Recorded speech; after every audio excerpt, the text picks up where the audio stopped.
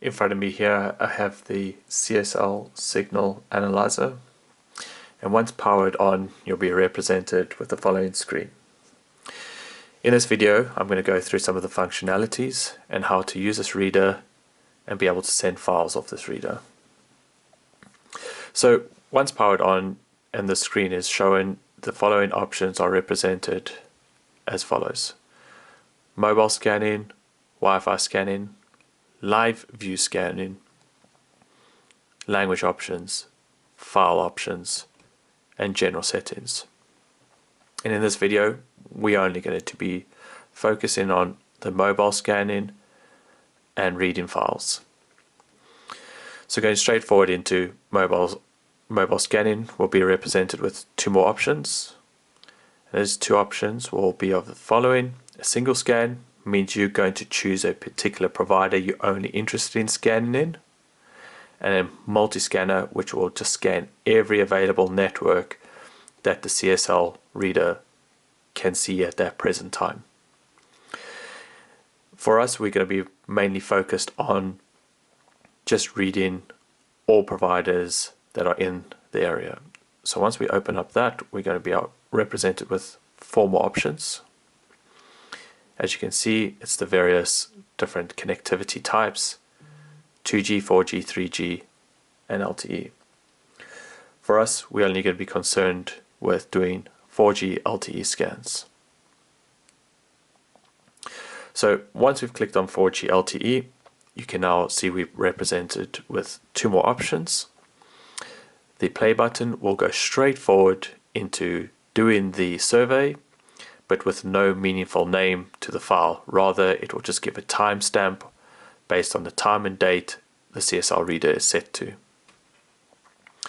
But I would highly recommend rather giving the file a name, as you could do multiple scans within a day in an area, and you would need some more meaningful data as to where that particular scan took place. So once you go to the pencil button, this will give you the option to start naming the file, and once you press go, the survey will start. I'll not start the survey in this particular video as it will take some time. I'll rather show you a previous scan, and this will show you the exact same results once the scan is finished. As I said, once the scan is finished, it will show you the results immediately, but we'll go back to one of the files I've previously done, and it will be shown in the same fashion. So if we hit the home screen here, we can go to files, we can go to mobile scans, and then we can go and look at the files that are on the reader. So here I'm just going to open one of the files or one of the scans I've previously done. And here we can see once a survey has completed, this is the view that you'll get from that scan. And here we can see the networks that it was able to reach, and it represents it in the top networks. However, we are more interested in what the overall scores within each network and cell is, so we can determine how good a quality those particular networks are. As here you're only represented with the RSSI. However, we need to drill down further into those results. So if we go into the right arrow here, again we're now presented with the best cells, and here on this screen we'll be able to drill down into further information. So that O2 scan, which was scanned on the 800 MHz band with that 84% and RSSI of -65, we want to now go further into that information, and we just click on that particular one, and now we can see a lot more options again. For us, we're interested in taking three metrics: RSSI, which was 65 in this case, RSRP, which was 92, and RSRQ, which was 10. Now we can take those results and look at a LTE metric, and we can go and determine how good those signals are based on a standard chart that can determine which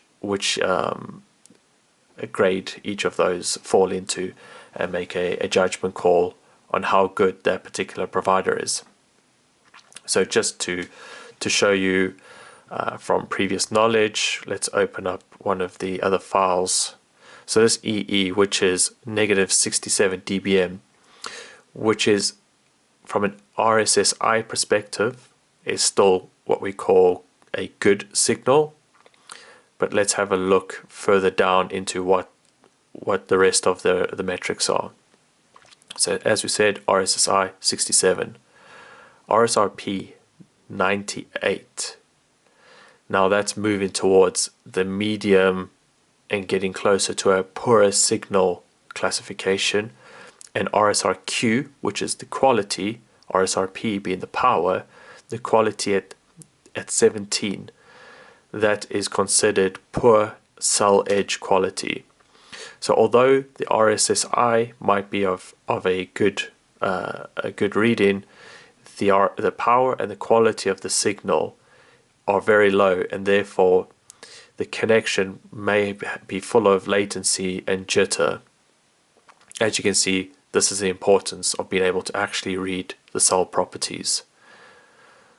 So as I've shown you, you can read all of these, all of the scan properties, or at least the scan results within the CSL reader. However, to do this more efficiently, or if requested by an engineer, you need to send this file to a particular engineer or send this file to a laptop and read it in an Excel sheet or a spreadsheet of some sort. So as I showed you, they are saved in the CSV format, and if you use your provided cable that came with the CSL reader, which is a micro USB to normal USB, you can plug it into a laptop. The laptop will detect this device as a mass storage device, and therefore you'll be able to access these files, download them off the CSV reader, either read them on a spreadsheet yourself, or if requested, send that CSV file to another engineer that might be remotely supporting the particular survey that's being conducted. As just a hint, as a lot of these surveys are done under a corporate umbrella, sometimes devices are locked on USBs.